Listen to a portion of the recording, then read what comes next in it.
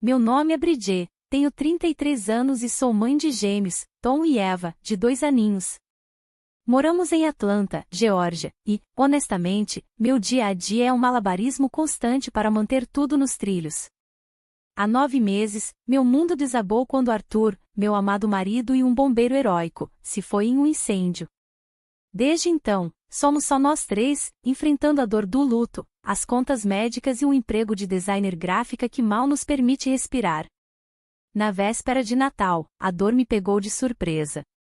Apanhei-me numa cama de hospital no Atlanta General, contorcendo-me com uma dor abdominal tão aguda que parecia que meus órgãos estavam se despedaçando. Meus pequenos brincavam calmamente no canto com seus bichinhos de pelúcia, alheios à tempestade que se formava dentro de mim, tanto física quanto emocionalmente. Os médicos acabavam de confirmar, eu precisava de uma cirurgia de emergência por hemorragia interna, uma complicação fruto do estresse e da exaustão do último ano. O pavor me invadiu, não só por mim, mas por Tom e Eva. Quem cuidaria deles se eu não resistisse? Minha única opção era ligar para meus pais, Jonathan e Cynthia. Eu enviava a eles $2.000 por mês desde que se aposentaram, há 3 anos, cobrindo a hipoteca e as férias deles. Fazia isso mesmo depois que a morte de Arthur secou nossas economias. Eu ingenuamente pensava que a família se apoiava, acontecesse o que acontecesse. Disquei o número, as mãos trêmulas. A videochamada conectou, e o rosto da minha mãe preencheu a tela, com uma expressão já irritada. Bridget, o que foi agora? Ela disparou. Expliquei a cirurgia, minha voz embargada, implorando para que viessem a Atlanta cuidar dos gêmeos. A resposta dela foi um tapa na cara. Nem pense em nos pedir para cancelar nossos planos de novo. Temos ingressos para um show hoje que compramos há meses, ela gritou, a voz ecoando no quarto estéril do hospital. Meu pai interveio, o tom frio, você está virando um fardo, Bridget. Nós estamos aposentados, merecemos aproveitar a vida. Fiquei ali, atordoada, segurando o telefone enquanto as lágrimas ardiam nos meus olhos. Os gêmeos me olharam, percebendo minha aflição, e meu coração se apertou por eles. Já haviam perdido o pai, e agora os avós escolhiam um show em vez deles. A enfermeira Helena, que verificava meus sinais vitais, me lançou um olhar gentil. Tudo bem, querida? Ela perguntou. Balancei a cabeça, incapaz de falar. Meus pais sempre deram preferência ao meu irmão mais novo, Bruno, o filho de ouro deles, um músico em Nashville. Cresci vendo minhas conquistas, me formar na faculdade, casar com Arthur, ter os gêmeos, serem meras notas de rodapé comparadas aos shows de Bruno ou ao violão novo dele. Mas isso era um novo fundo do poço.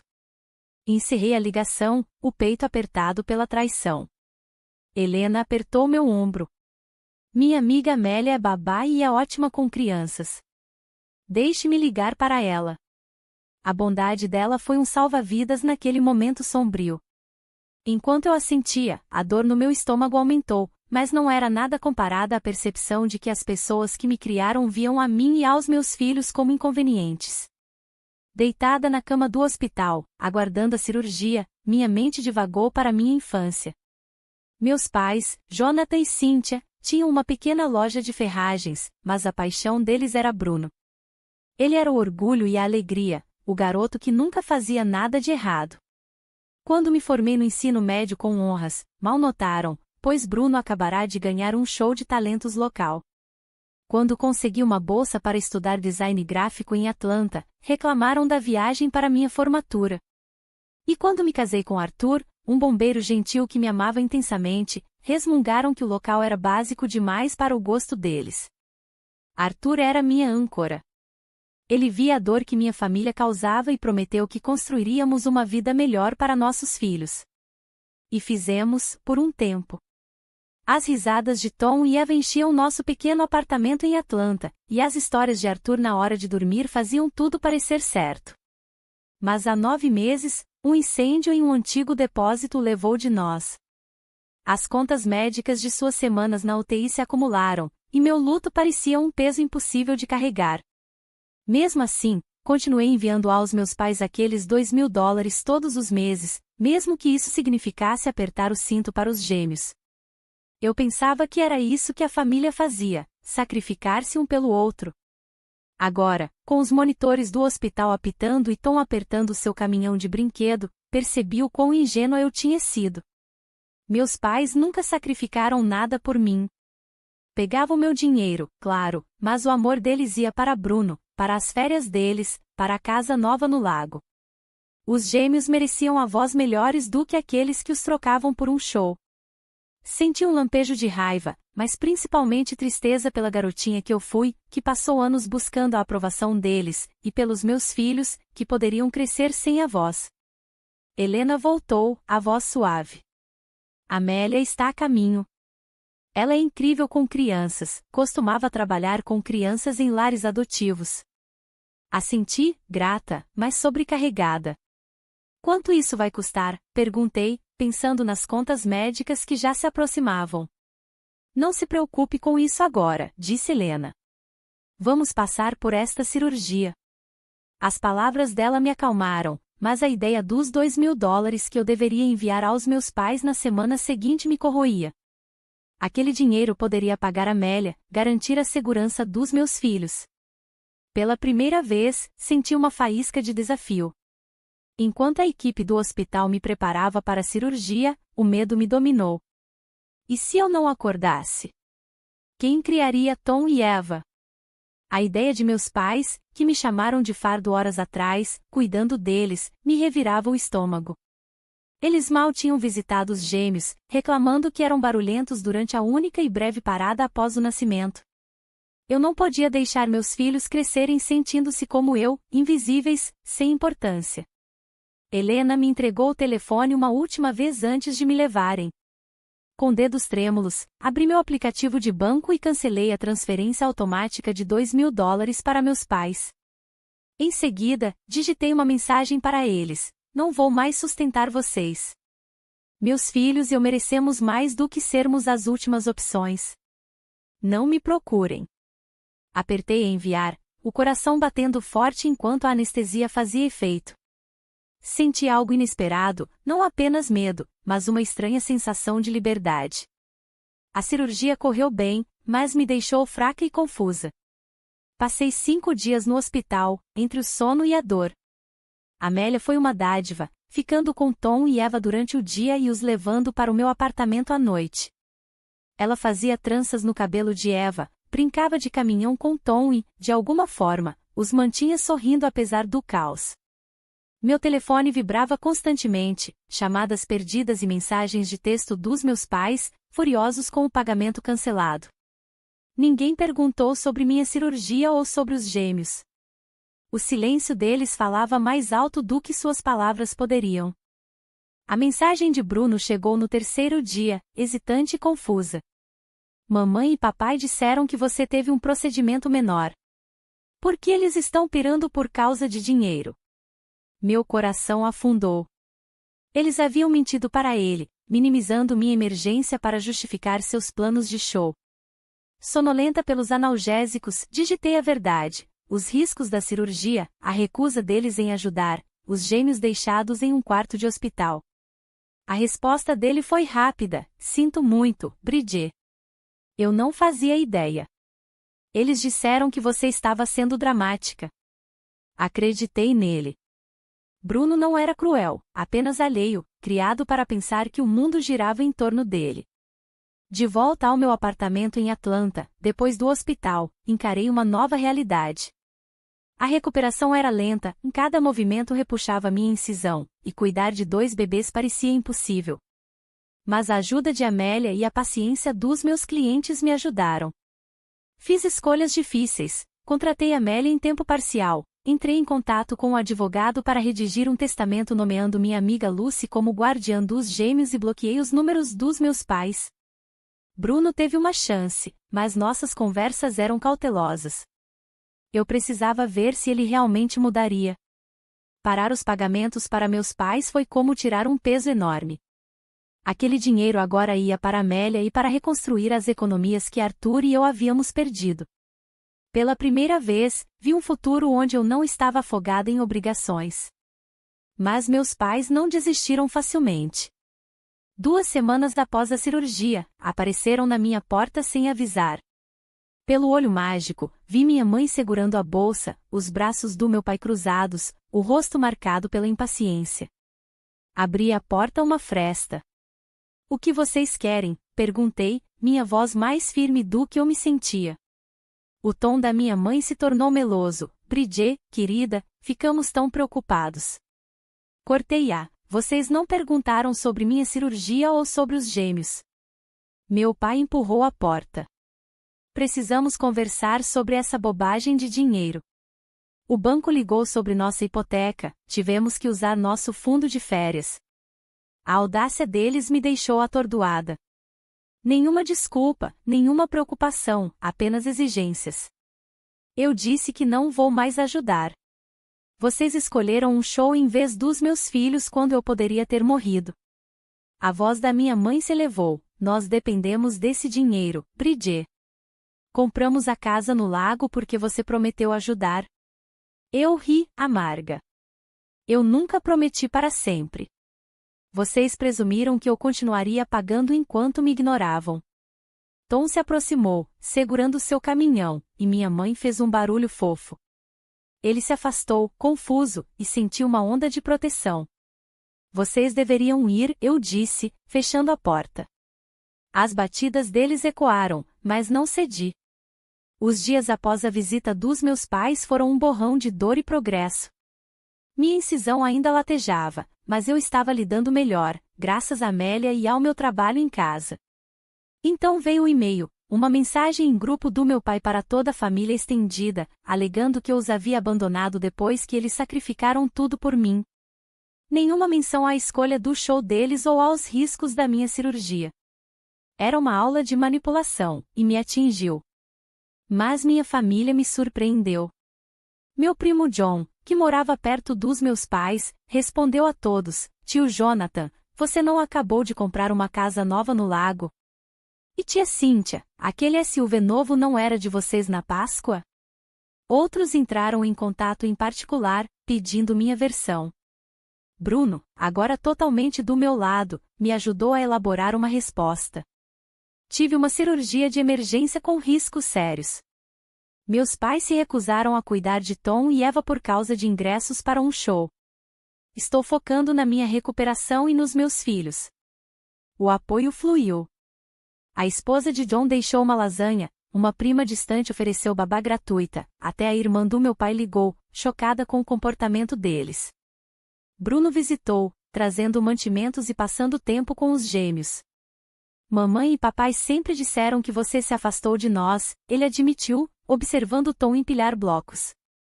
Eu não via como eles te empurravam para fora. A honestidade dele me amoleceu. Talvez ele estivesse acordando para os jogos deles. Enquanto isso, Helena, do hospital, me conectou a um grupo de apoio para pais jovens viúvos. A primeira reunião do Zoom pareceu um reencontro com a família. Pessoas que entendiam a dor de criar filhos sozinha, a culpa, a esperança. Uma das integrantes, Letícia, uma corretora de imóveis e viúva, tornou-se uma amiga rápida. Ela havia perdido o marido em um acidente de carro e conhecia a luta para recomeçar. As mensagens de texto dos meus pais continuavam chegando, desesperadas agora, mas eu me mantive firme. Eu não estava mais sozinha. Com Bruno, Letícia e minha nova comunidade, senti os primeiros vislumbres de uma vida construída no cuidado, não na obrigação. Um mês após minha cirurgia, Bruno ligou com notícias que me abalaram, mesmo que eu tivesse me afastado do drama dos meus pais. Eles receberam uma notificação de execução hipotecária, ele disse, a voz pesada. O banco está dando a eles 60 dias para acertar as contas ou perdem a casa no lago. Balancei Eva no colo, Tom cochilando por perto, e perguntei, e as economias deles? Bruno suspirou. Quase tudo foi embora.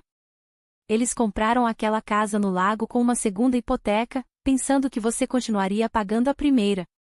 Depois, papai investiu o resto em um investimento obscuro.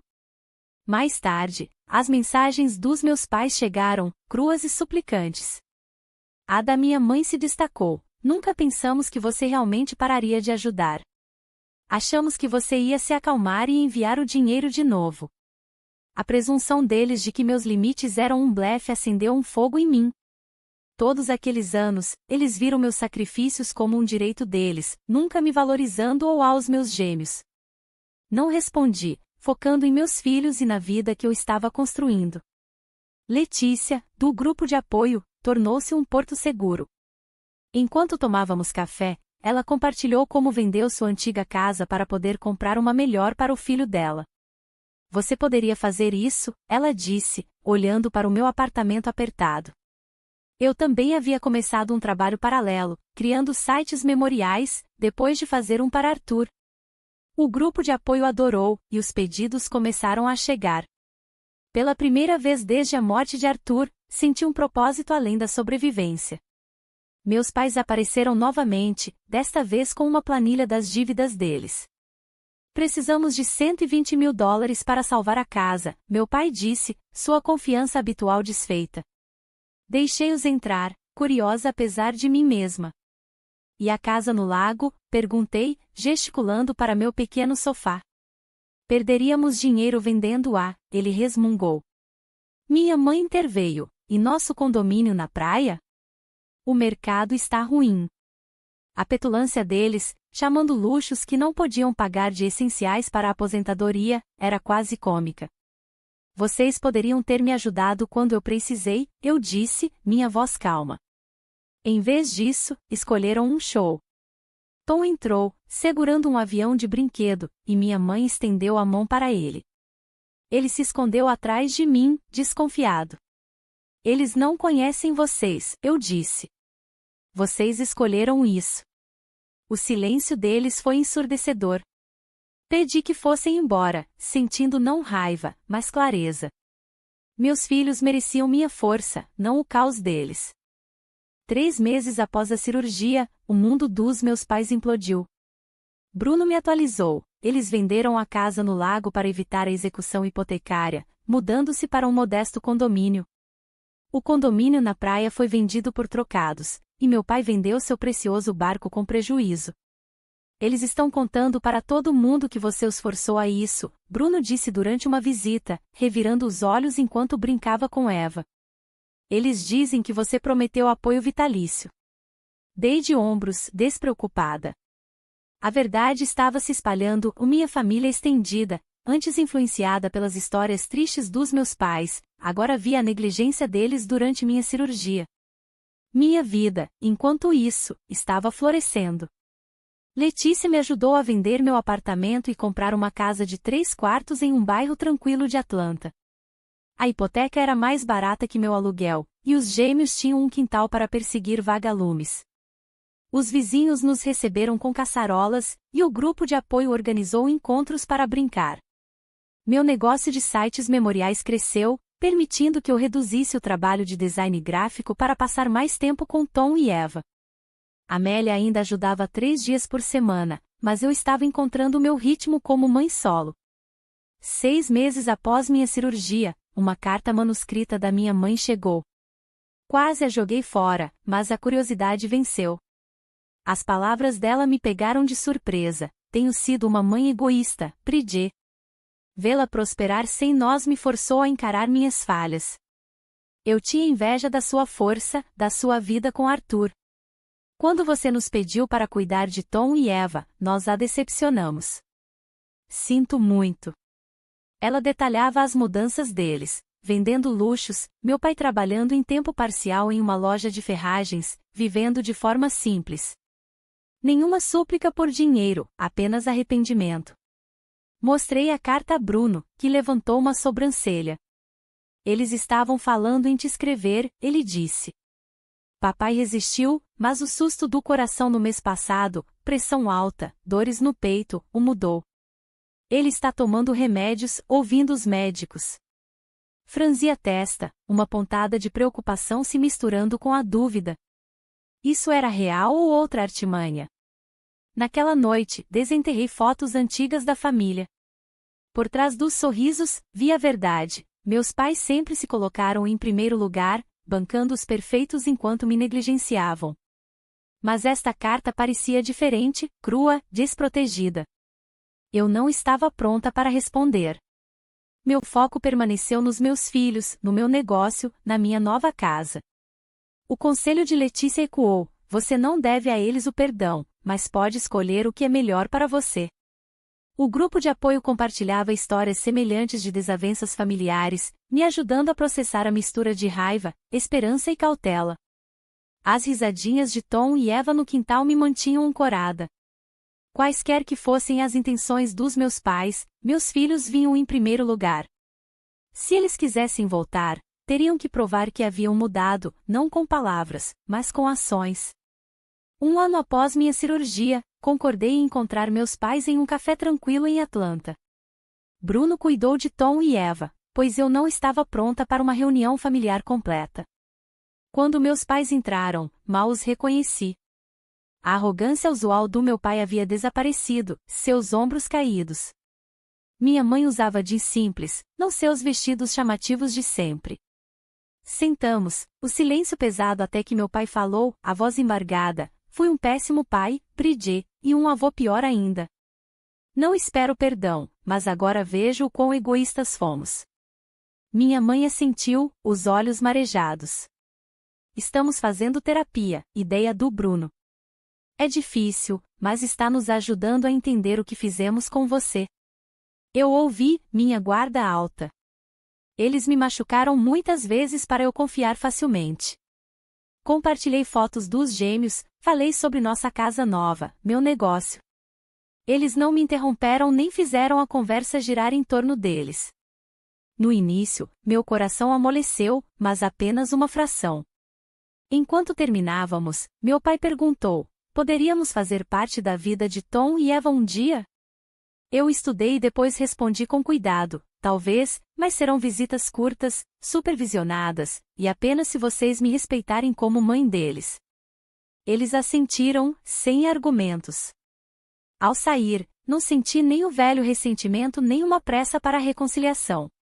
Em vez disso, senti-me firme, enraizada em meu próprio valor.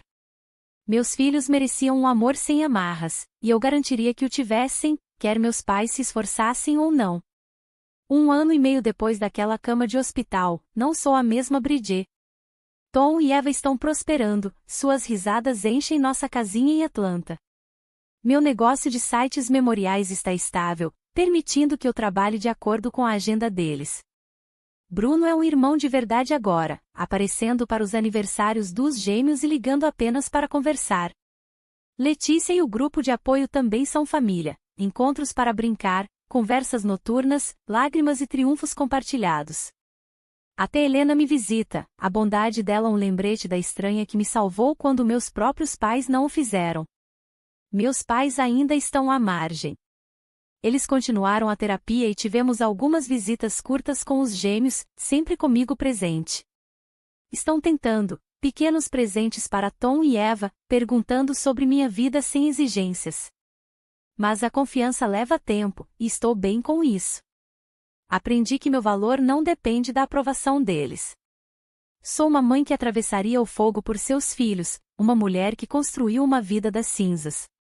As cicatrizes da minha cirurgia e da traição dos meus pais ainda doem às vezes, mas todo dia eu escolho a alegria, as pinturas bagunçadas de Tom, as histórias de ninar de Eva, os piqueniques no quintal com minha nova comunidade. Não estou mais sozinha. Encontrei pessoas que me veem, que aparecem, que amam sem condições. E estou ensinando meus gêmeos a fazer o mesmo, amar ferozmente, mas se apegar ao seu próprio valor. Obrigada por ouvir a história de Bridget. Se você gostou desse vídeo, por favor curta e compartilhe para nos apoiar a trazer mais histórias emocionantes, e se inscreva no canal para não perder nenhum lançamento. Até o próximo vídeo.